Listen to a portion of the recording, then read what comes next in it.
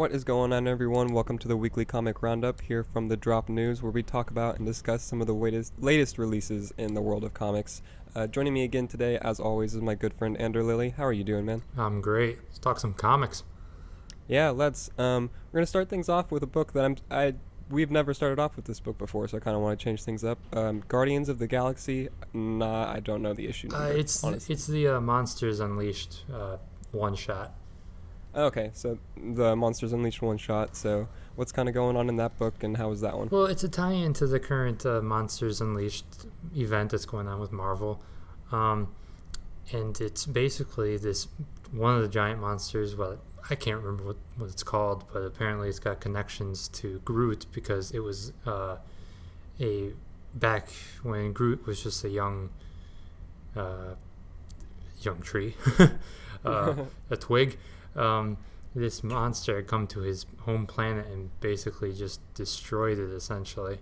Oh wow! And so it's come back and it's come back for Groot, and it was a fun issue. I'm always down for some Guardians of the Galaxy. It's really great art, some good characterizations, a lot better than the Bendis run, I'd say. Even though it still has that sort of MCU tone to it, which isn't terrible, I guess. It fits. And it's definitely understandable considering those are probably going to be where a lot of their readers are coming from now, too. Yeah. So. I definitely can understand that. It's the Guardians are in a weird spot because there's a little fracturing with the team right now because of the events of Civil War 2 and the fact that Star-Lord had kept information from Gamora about Thanos, and so their relationship is pretty rocky, to say the least. So it's pretty interesting. I really enjoyed it. The only thing I didn't like was that it was $5. Oh man! It was about 31 pages, I think. But so it was a little oversized, but still $5 was a little pricey. It's pretty hefty. Yeah. But like I said, I think I already said, but I loved the art. I actually wish that was the main artist for the main series.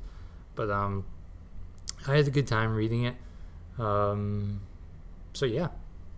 I mean, if you have that's really what you can ask for from a comic is having a good time reading it. Yeah, exactly. So I mean, it wasn't a comic that blew me away, but I had a really good time reading it. So nice. Yeah. Hopping over to DC for one of their team books, Titans number 9 came out this week, and I've been loving this series so far, and it continues to just do what it does best. And I say this every time we talk about this book, but the character interactions, it's amazing. They're still solid. Mm-hmm. If you love the Titans characters and you like how they interact with each other, then this is a book that you'll continually probably love. That Abnett just continues to nail all the characters. And then Brett Booth on art, I say this every time too, absolutely spectacular. Oh, yeah. I mean, just the combination is so good, and it makes it for such an enjoyable read as you go through. But so this one picks up where the last issue left off. There's this MetaHuman Solutions company who is dealing with metahumans and saying they can take away your powers if you don't want them, or like help you learn how to use them if you do want to control them. But they're obviously, shady. There's something going on. And the reason the Titans get involved is Maul's wife has powers now, and so she's went to the company, and they're kind of guiding her. But then the Titans show up, and some of the people there are some villains that they know. They're the Fearsome Five, I believe is the name of them. Mm-hmm. But they're claiming to be reformed villains, and saying that they got rid of their powers and everything. And so this issue is just kind of exploring the Titans, looking into that, and trying to figure out what the company's about, and then also Karen, Maul's wife, dealing with her powers and what she wants to do with that. And I don't want to get too much into it because there's a little bit of spoilers, going too far in. Mm-hmm. But I really enjoyed it. I definitely felt that it picked up more than the last one did, which I was very thankful for, because I mentioned the last issue felt a lot like setup, and there wasn't too much that happened. And so this one kind of changed that a little bit and just kind of escalated the pace of the story. Mm-hmm. So I really liked that. And I thought it was a great read, and I'd recommend it to any Titans fan, really. Yeah. I think you nailed it when you talked about Abnett and his characterizations, because when the issues of Titans I read, and I'm not caught up yet, but even though the plot was a little dragging at times, um, you're right about the characters. They're just Abnett just nails them perfectly, and It's just that every conversation, whenever someone like quips back or just responds to someone else, you're like, yeah, that's what they would say in that situation. Like you read it and it's just so natural, and so it just makes it so fun to read. yeah, You're like, yeah, these are the characters that I love. Like, definitely. but hopping back over to Marvel, Captain America, Steve Rogers, number Oh my lord, what is it? Let's say 13. Even though I don't. 13. We do this game every time we record. I don't know why we don't write down the numbers of the issues, but I'm looking it up to see if I was right.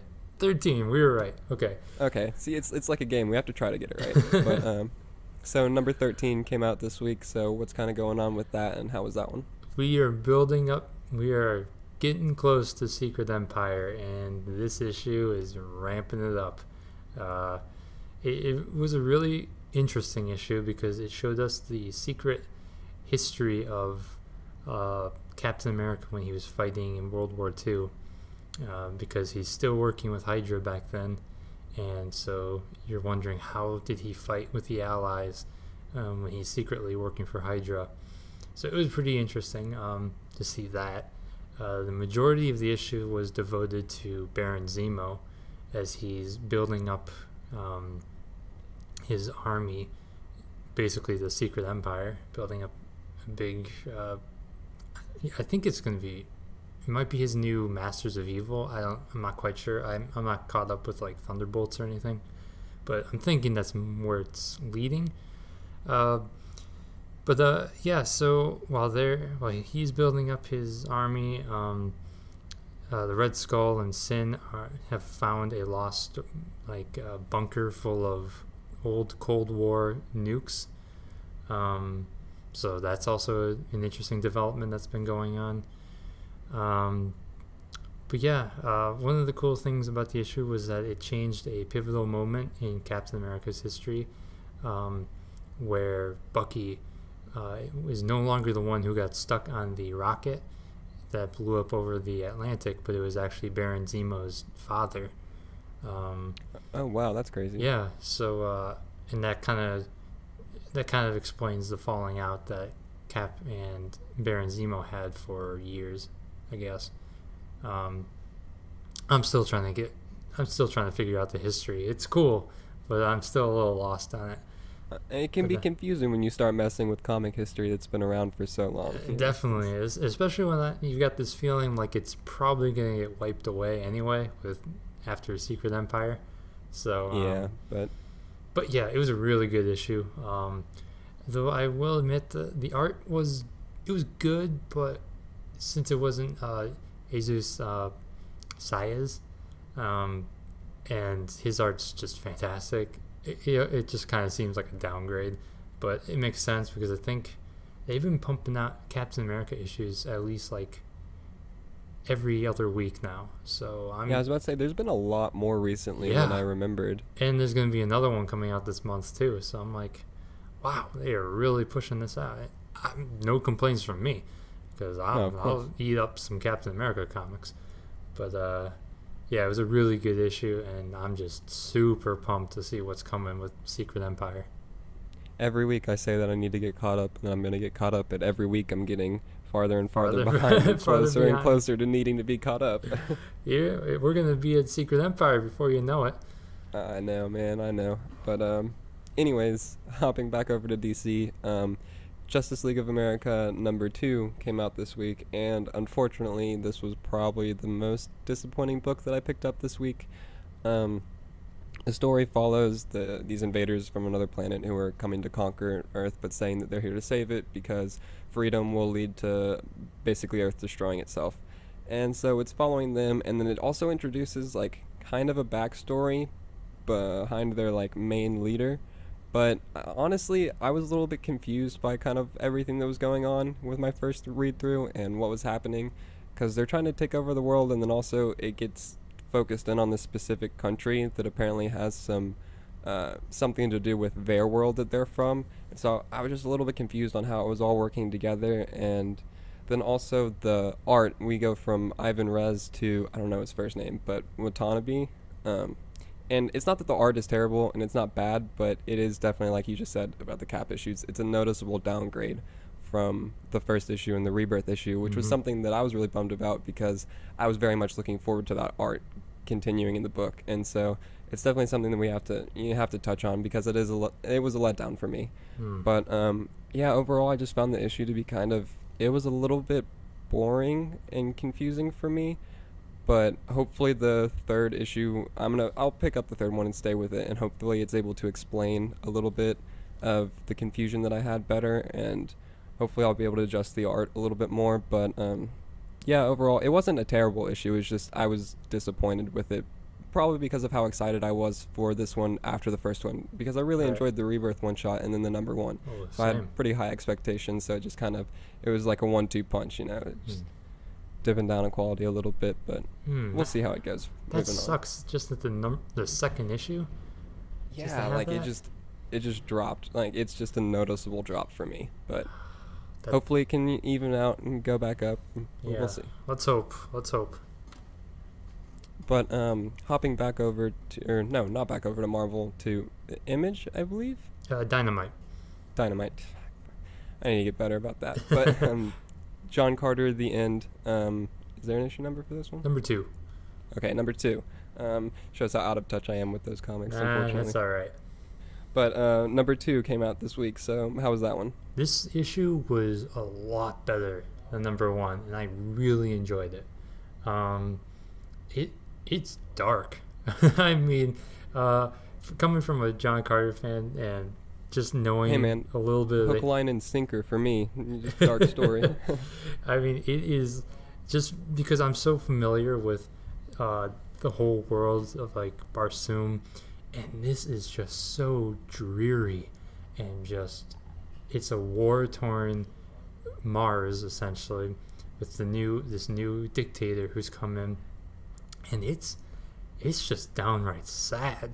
I mean, just like old allies he had are just broken, and the people are just subjugated, and it's really hard to see, because there are two main races on Mars are the red Martians and the green, which are like the Tharks, who are these tall, monstrous, four-armed Martians, and one of them, Tars Tarkas, is John Carter's best friend, and he's leading this underground rebellion to rise up against the dictator, who happens to be essentially John Carter's son. Well, sort of son, but Well, that's a situation if I've ever heard one. exactly, and it gets even crazier. So, on one hand, you've got the story with John Carter, and he's seeking out his friend Tars Tarkas.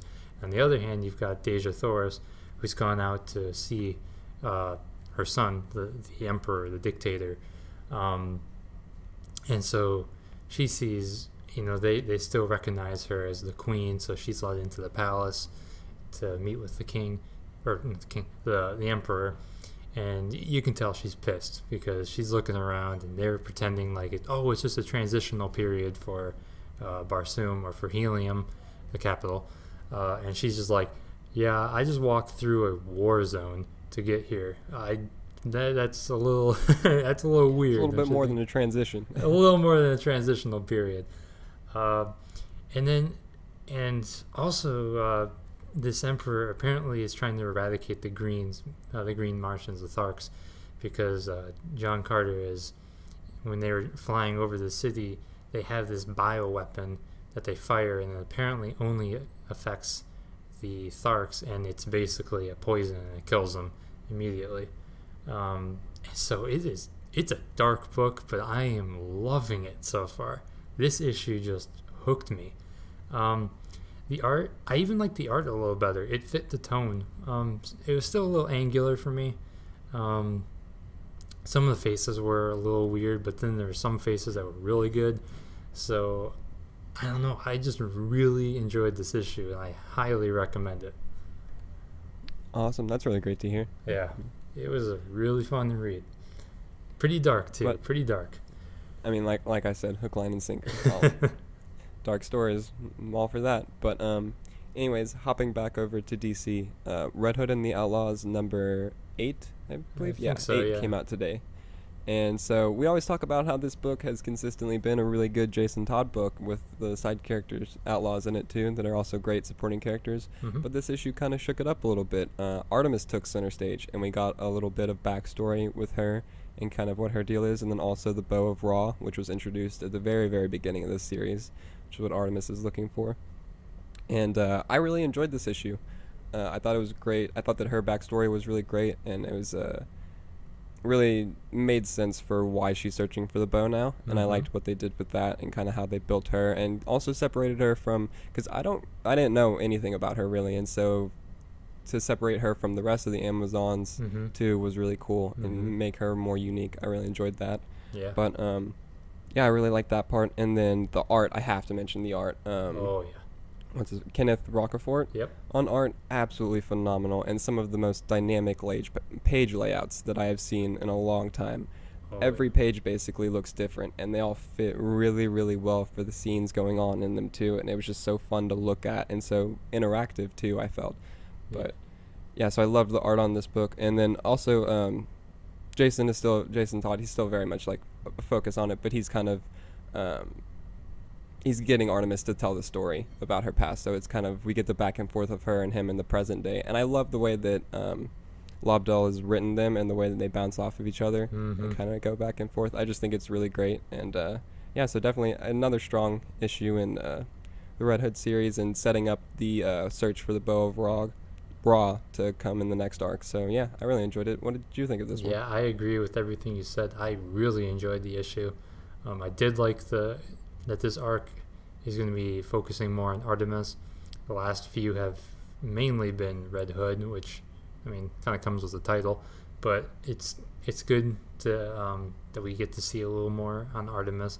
Like you said, I like the take, the look at her origin, or well, her backstory more, and that was really fun. The art was just fantastic. Like you said, the panel layouts were incredible. Yeah, and I do have to agree. I just love the way that they interact with one another. Just the quips and constant exactly, the battering. just and cracks just me up every And we got to time. see a little bit of drunk Jason Todd too. That was funny. Oh yeah, definitely. So Like there was one page, like panel layout, I don't want to spoil it, but where there's no dialogue, but it's just a character moment where Jason makes a gesture, and I laughed out loud, honestly, reading it. But yeah, it was great. The two of them together are just, they're a hoot to read about. And yeah, I'm really liking that. It's a little bit more of a mystical take on it now with this arc. I'm glad to see it take a little different direction after the Black Mask arc. I didn't read the last issue, so I'm not quite sure where Bizarro was, but not that he was needed at all. I was just kind of curious. But yeah, I guess he's just elsewhere because nothing happened to him, like seriously. He's just okay. not present for this encounter. Maybe he's just at home base, I guess. All right. Well, anyway, but it was a great issue. Just really enjoyed it.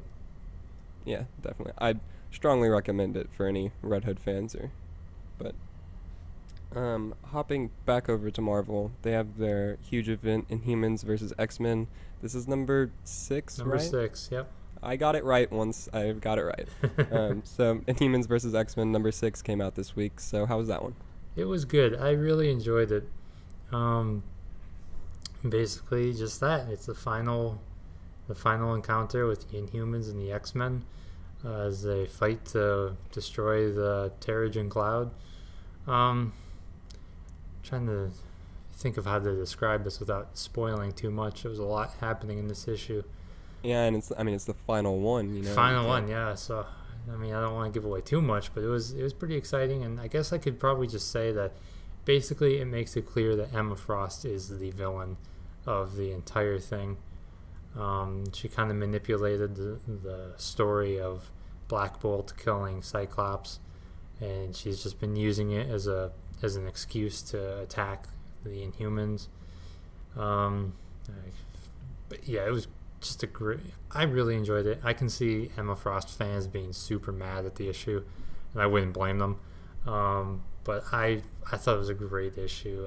The final page though was just beautiful. Can't say what it is, but the people who know me and know how much I love Inhumans will know what I'm talking about. But it was just a really good issue. And the art by Lano Yu was just beautiful. I'm glad to see him back for the finale.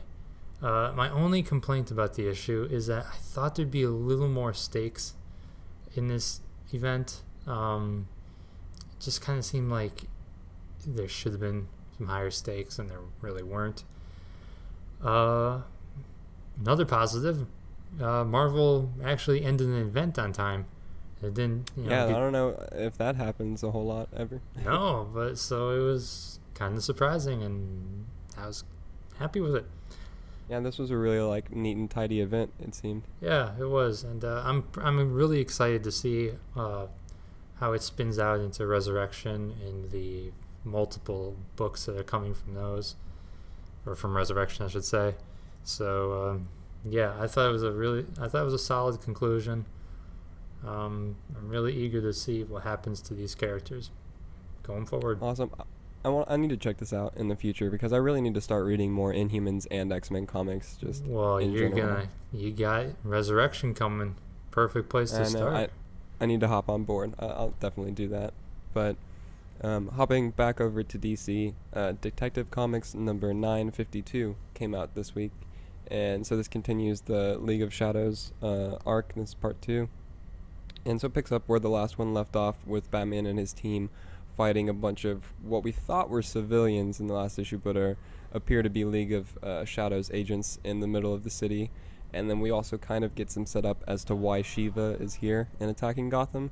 And so I don't want to talk on that specifically because that is a spoiler detail. But I enjoyed the issue. I didn't think that it was spectacular. It didn't stand out to me a whole lot. I think the thing that did stand out, though, is the way that Tinian is writing Shiva and displaying just how powerful and impressive she is at what she does. I think that that's done excellently in this issue. Mm-hmm. But other than that, nothing really stood out too much to me. The art was okay. I don't know who's on the art. Deuce? Mm-hmm. I don't know. But it was good art, nothing completely outstanding. But I thought it was a pretty solid issue. Yeah, what did you think of this one? I'm going to have to agree with you. I thought it was good, but I guess I was expecting a little more. Yeah, just, Shiva... It didn't really... Sorry, what? I guess to me, I just thought about it more. It didn't really feel like it moved forward too much by the end. Yeah. I felt like we were still kind of in the same place that the last issue ended off. Yeah, exactly. Cool, Shiva's badass. We get that. And we see that on the rooftop scene, and that's honestly the only thing I can really remember from the issue, and that's not really a great thing. It just kind of felt like a little repetitive to me because last issue they had the scene with Kate and her dad talking about, oh, you gotta beware of the League of Shadows, and it happened here again, so it just kind of felt like we've been here before. Yeah. So, I don't know. It didn't really stand out too much to me. I just thought it was an alright issue, which is surprising because Detective Comics is one of my favorite ongoings from DC right now. It was a little disappointing. Yeah, but I thought the art was better. I actually enjoyed the art, but I thought it could be better, obviously. But, it was not a solid issue. Just I guess I just hype up every issue of Detective now because I expect it to be just, amazing. It felt kind of like Detective Comics 951.5. Yeah. I guess. I suppose so. But yeah, overall it wasn't bad, but it was just kind of not underwhelming. Outstanding issue. Yeah, it's not a diamond in the haystack, but anyways, hopping back over to staying with DC for our last book. Yep. Action Comics number I want to say 975. Am I right? 975. Nice. I am right. So can hear the proudness in your voice there. So Action Comics number 975 came out this week. So how was that one? You know, this was the issue that was going to reveal who the mystery Clark Kent was. And for whatever reason, DC published an article yesterday that spoiled it. And Yeah, I saw that. I didn't read the article, but I saw your quote about it, and I don't understand why they would do that. You didn't have to read it because, some losers online are going to spoil it, and they did. And I saw it. I was like, wow, fantastic. Thanks for having that spoiled for me. So when I went in and I read the issue, it was just meh. It was just really underwhelming to me because the big surprise was ruined for me. Yeah, you already knew what it was. Exactly, and they had this huge build up to it, and so that's what the majority of the issue was about, and then they revealed it. It's like, well, that was, I already knew. Yeah, so if I didn't know, it probably would have been a better issue for me. But since they spoiled it already, I was just like, okay, cool. So, yeah, it was really disappointing to me. I really enjoyed the art. Doug Mankey, I think his name. All right. Oh, I love his art. Yeah, his art's beautiful. So we had that, but even just aside from the reveal, not too much happened. Other than the reveal, I didn't read the backup. I probably should have read the backup, but I just didn't really care. So yeah, did you read this one? Not yet. I've actually decided recently I've started to get caught up on Action Comics and Superman because I've been behind, but Okay. I've been hearing tons of good things about the books and where they're going, all the super books really, and so Superman trying to for get sure. caught Yeah. up. It's my tagline: trying to get caught up. But yeah. So any more thoughts on that one? Or? Nope. All right, well, I guess that just about wraps it up for this week's episode. As always, if there's any books that we just completely don't mention or just gloss over and you're dying for us to talk about, please leave them down in the comments below. We'll try to add them to our pull list or check them out. I guess now we will shamelessly plug our social media. So where can people find you at, Andrew? I'm on Twitter at AndrewWriter.